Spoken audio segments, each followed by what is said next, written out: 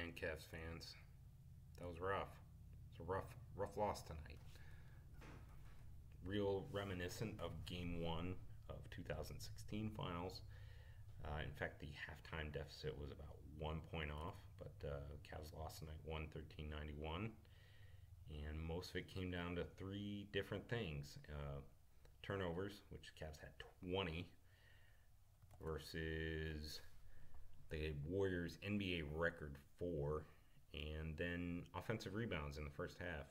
The Cavs gave up a ton to the likes of JaVale McGee, and if you lose to JaVale McGee and Jaja Pachulia when you have Tristan Thompson, and you lose those battles, you are not going to win the game. And Tristan only played 22 minutes and only had 3 points and 4 rebounds, and that was a big factor for the Cavs' loss tonight.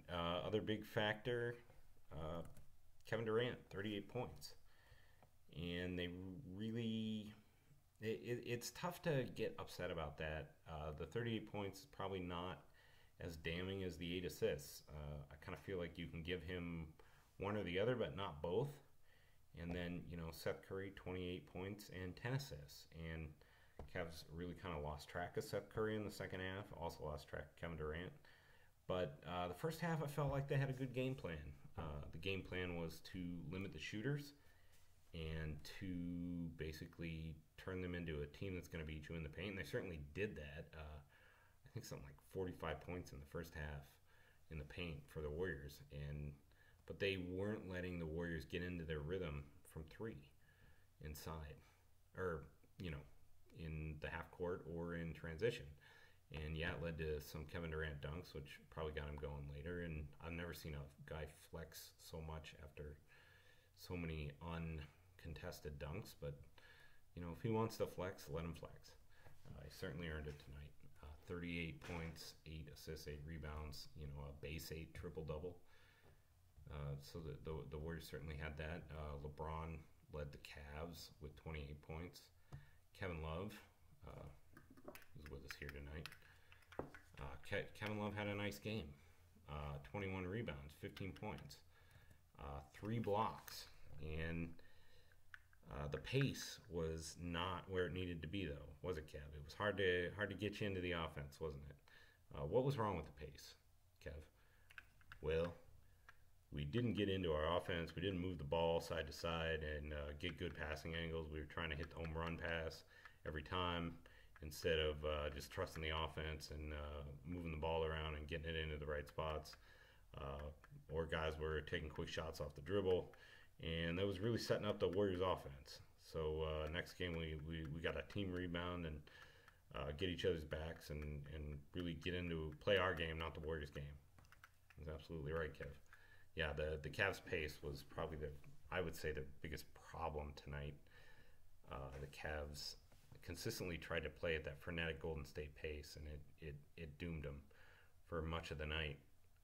The Kyrie would come down, take a foul on extended J or pull up 3, and just not move the ball. He seemed to hold the rock a lot, and Kyrie seems to be in pass mode or shoot mode, and never really reads the defense and takes what's given as much as just decides what he's doing for the game or before the drive, and that's what you get. So Kyrie had a rough game. He had 22 points, but it was 24 shots, and I really thought his pace was bad, and he had a lot of brick misses that led to Warrior runouts and Warrior fast breaks, and Cavs transition defense wasn't good either.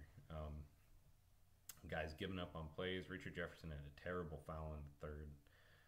Fouled Kevin Durant in transition opportunity. When the Warriors are in the bonus, and that's just dumb because you're just giving Kevin Durant 2 free points because he's, odds are he's not going to miss those free throws. What else did we see from the Cavs? JaVale McGee and Jaja Pachulia combined for 20 minutes and 11 rebounds and 2 steals and a block and 12 points. And that's not good. when those two guys give you a double-double in 20 minutes between the two of them. You're not going to win if they're out playing Tristan Thompson's 22 minutes where he had 0 and 4. So Tristan, a bad game. Another guy I thought had a terrible game, JR. JR was not good tonight. JR was 1 of 4 from the floor with 3 points. We passed up a lot of open twos, or a lot of open threes. Did like a lot of the Cavs dribbled into the teeth of the defense and didn't really know where to go with the ball. I saw LeBron doing that. I saw Shump doing that. I saw Darren Williams doing that. And, LeBron can get away with it. The other guys can't. And LeBron didn't really get away with it because he had 8 turnovers of his own. And those turnovers were mostly caused by, in the first half, the Warriors were sitting on his passes. They were getting in the passing lanes. The Cavs like to run that strong side pick and roll with 3 guys, one at the top, one at the wing, and one in the corner on the weak side. And the Warriors were flooding the weak side and waiting for the pass. And later in the game, they did not run the pick and roll with LeBron. They just ran isolation and moved that roll man to the strong side corner. And it worked better for the Cavs, but adjustment was a little too late. Coaching wise, I'm not sure that Ty Lue had his best coaching game. It was strange. The adjustments seemed like a feel-out game for Ty Lue for the rest of the Cavs, and sometime in the second quarter and definitely in the third, the Warriors stopped feeling out the Cavs and just stepped on them. And that 33-20 third quarter really broke it open for the Warriors, and there was no coming back from that because they're not Indiana, they are not Toronto, and they are certainly not Boston. And the Cavs did not seem to react well to their length and their quickness and their athleticism. Defensively, they didn't seem ready for the speed at which the Warriors play at, and hopefully they've gotten that out of their system, gotten in a little better conditioning, kind of know what to expect next game, and can come out and beat them. What they got to do to beat them, clearly take care of the ball. They didn't really run an offense tonight. The adjustments were way too slow offensively for the Cavs. They were waiting whole quarters to make adjustments. Defensively, they just seemed off. J.R. Smith lost his man multiple times. He's fortunate that Klay Thompson is still in a slump. Did not shoot very well, but Steph Curry he lost Steph Curry a couple times in transition, and Steph made him pay. And then Kyrie Irving, they were content to let Steph beat him and not scramble the defense. They were like, okay, if you're going to beat our guy and score 1-on-1, that's what's going to happen. Well, Steph did that, and Andre Iguodala did that, and KD did that. But then in the second half, they just kind of lost their composure, and Kyrie Irving went under a screen on Steph Curry, which probably hasn't been a good idea since Steph Curry was in the 3rd grade, and Steph, of course, buried the 3. And what else did we see? We saw the Cavs just get outplayed. The Warriors were faster and smarter, but I don't feel like they were better. I thought it was more of a Cavs loss than a Warriors win. The Cavs played really poorly. They played as bad as they played in that Boston game, that Boston loss in Game 3 of the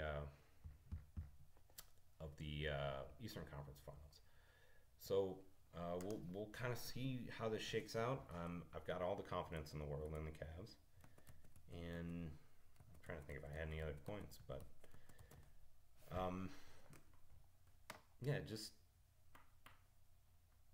pace, rebounding, and turnovers, and the Cavs can solve those. Even 2 out of 3 of those, I think they got a very good shot at this series. I don't know if my 5-game prediction still stands, but we'll just take Kevin Love's advice here, and we're going to take it 1 game at a time and trust our teammates and just play our game. So that's what the Cavs got to do. And LeBron James 1 for 7 all time in Game 1s. So finals. So clearly this is not a omen of bad things to come. I'm sure by Sunday everyone will be asking if the Cavs can win a game, but I have all the confidence in the world. So I'm still picking Cavs in 5, which means they have to win the next 4 games. So go Cavs.